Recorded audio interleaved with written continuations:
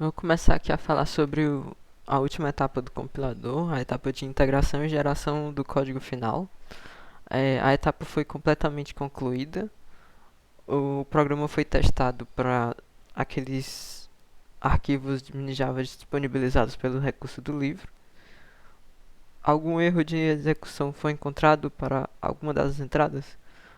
Na verdade, só funcionou para o Factorial. Nos outros, aconteceu um problema de transbordamento em loop. Então, quando a gente colocava um temporário para transbordar, a gente acabava criando um novo registrador. E aí na interação seguinte esse registrador transbordava, gerava um novo, e na outra interação o novo seria transbordado de novo. Então todos os arquivos que não são factorial, isso meio que acontece. Quais as dificuldades encontradas para a realização da etapa do projeto?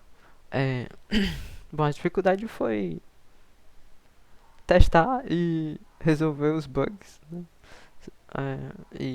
Bom, apesar de resolver bastantes bugs, ainda ficou esse. Qual é a participação de cada membro da equipe na etapa de execução?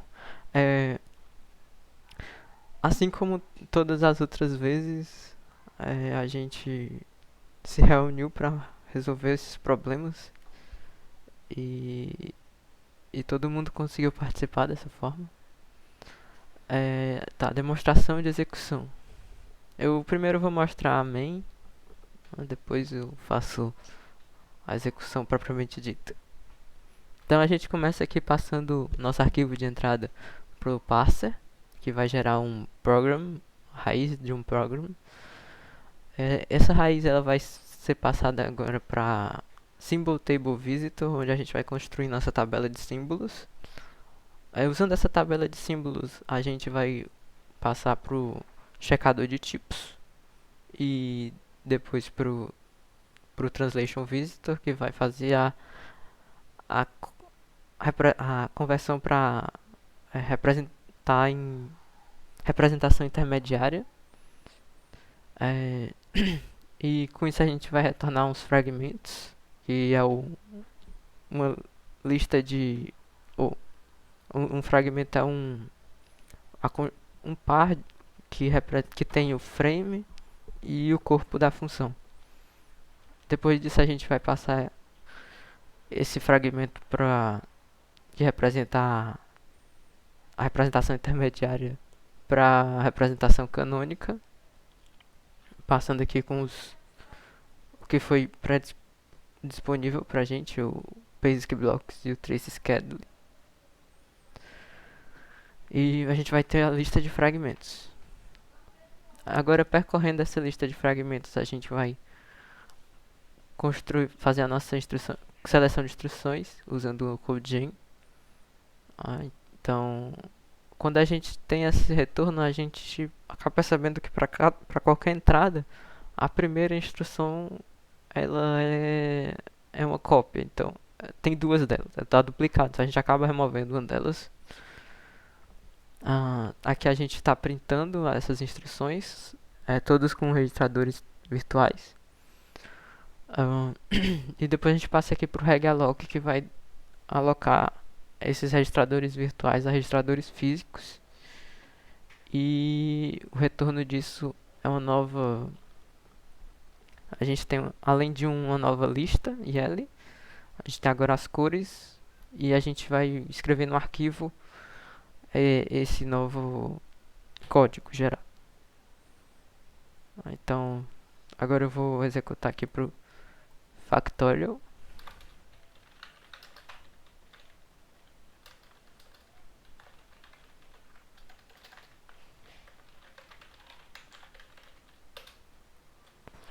Aqui ele transbordaram os nós, os temporários 55 e 44.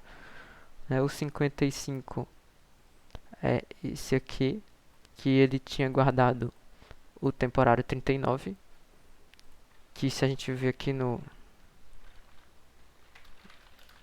Factorial, né, está fazendo essa linha, né? E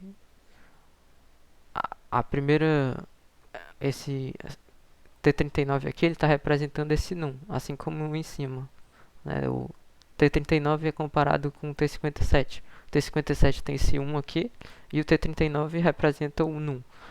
Apesar de que o registrador A0, que é o de passagem de argumento, tá com 38. Então, não sei se era para ser 38 aqui também. Mas foi criado um novo temporário para ele. E, bom, aqui o T55 está recebendo o valor do 39, do num, e ele acaba transbordando. Né? Ele vai ser usado aqui para fazer essa multiplicação.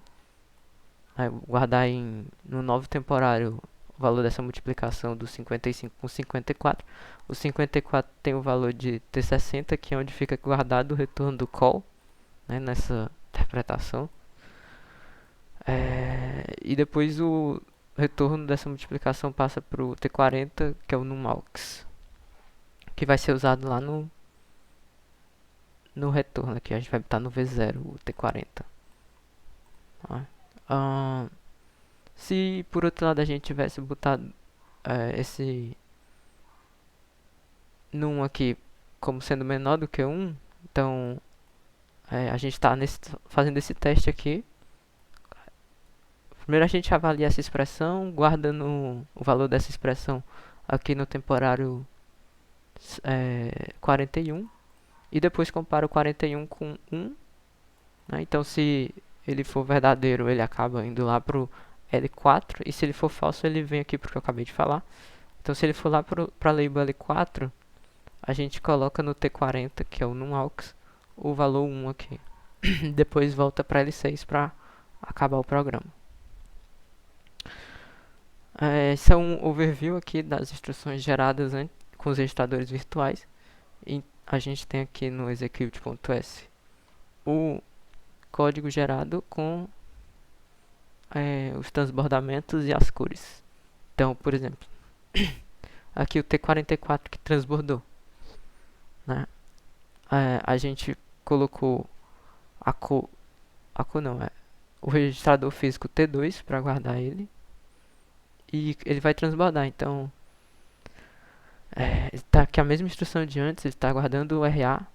E depois, porque aqui teria um move que foi removido, né? Eu tenho outro arquivo aqui com os moves. Pronto, aqui a gente cria um novo temporário, que é esse aqui, que acaba sendo colorido com a mesma cor do 44. E faz um store desse T2 no FP-4. Né? E aí o valor de RA fica guardado na memória. Da mesma forma que pro T55, né? Aqui a gente tem cadê T55? Uma definição do T55.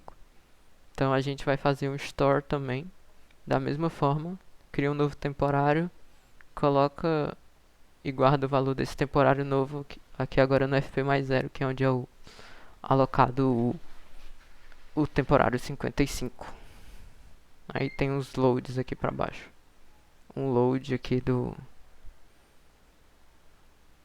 T44 para botar em RA de novo. Tá, esse é o factorial, esse é o resultado que a gente teve. Na verdade, esse aqui é com moves. O resultado de verdade é esse aqui, que não tem os moves.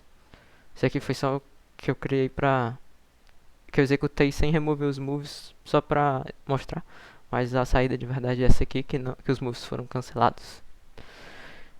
E agora eu vou mostrar os outros. Eu vou mostrar aqui o quicksort. Né? E acontece uma série de rewrites em loop dos temporários que são incluídos, provavelmente, porque tem um número sempre maior que o anterior. Né? temporários novos foram transbordados. E ficando num loop que eu desisti de ver o fim. Beleza. É, agora, por que isso está acontecendo? Eu fiz aqui um arquivo de teste que acho que consegui simular algumas vezes. Então, pronto, aqui ó, a gente está vendo que está acontecendo a mesma coisa e aconteceu por causa que tem uma definição de array e uma chamada de função. Se a gente colocasse só a chamada de função, daria certo. Se a gente colocasse só a chamada do array, também daria certo. Se a gente coloca duas chamadas de definições de array, aí já não funciona. Se a gente coloca duas chamadas de funções, também não funciona. Se a gente coloca um print com uma chamada de função, funciona, mas se a gente coloca um print com uma inicialização de array, não funciona. E a gente pode colocar quantos prints for possível. E essas são algumas formas de simular aquele loop de transbordamentos, mas não tem como saber se é os únicos jeitos. Pode ter outras formas de fazer isso. E é isso. Obrigado pela atenção.